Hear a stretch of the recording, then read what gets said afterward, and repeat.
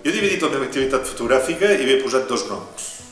Un és el Comestibles Guillemet, que és un negoci que jo tenia abans, que està clar que vaig deixar de vendre comestibles per retratar-los, i és el que faig a nivell de cuina i d'això, que és el Comestibles Guillemet, i l'altre és el voltar i mirar, que és el que m'agrada, que és agafar la moto, anar a peu, agafar el cotxe una tarda com avui o així, voltar i mirar. I aleshores mires i veus una llum, veus una cosa i fer fotos. Aleshores, tot el que és voltar i mirar és foto de paisatge, natura morta també en blanc i negre, algun retrat o així, ho faig sempre amb el procés que jo vaig aprendre quan vaig començar i el que he fet sempre, o sigui, amb analògic, amb pel·lícula argèntica i blanc i negre, 80% blanc i negre. Doncs això ho poso per un cantó, no? I per altra part, doncs, els Comestibles Guillemet és l'activitat que retratar menjar, moltes vegades menjar-te'l i a sobre et dona per menjar els altres dies, és això. A veure, jo soc molt feliç retratant les coses de menjar, molt, m'ho passo molt bé, però jo no crec que sense cobrar i sense d'això anés a fer fotos de menjar.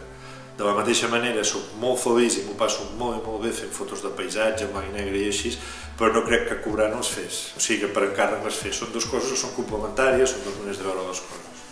El meu que m'atrau de la fotografia és que no és una. La fotografia per mi és un art aplicat, una artesania, vull dir, és una professió, sí, almenys fins ara, a partir d'ara ja no ho sé.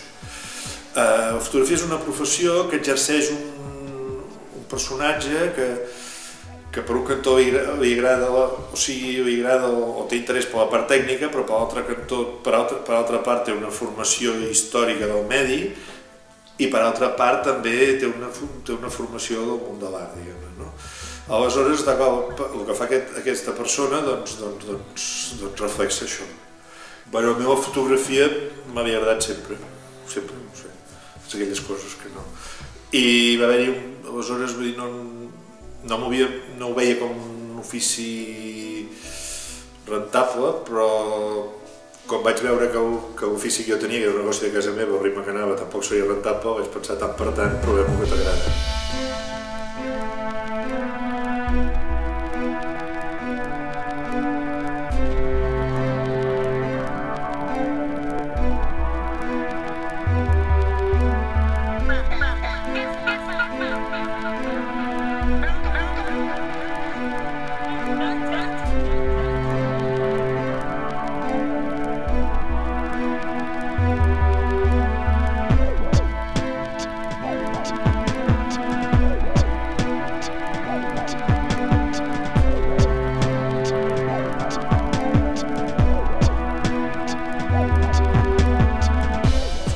Vaig començar a dedicar professionalment a la fotografia. Jo estava amb la Rosa, sortia a les nits i coneixíem el Juli Soler, i un dia el Juli Soler me va dir que amb el seu associat volia fer un llibre i que volia que jo fos el fotògraf. A partir d'aquí vam treure el primer llibre del Bulli, que era el Bulli el sabor del Mediterrani, que va guanyar el Premi Europeu de llibre de cuina, va tenir bastant a nivell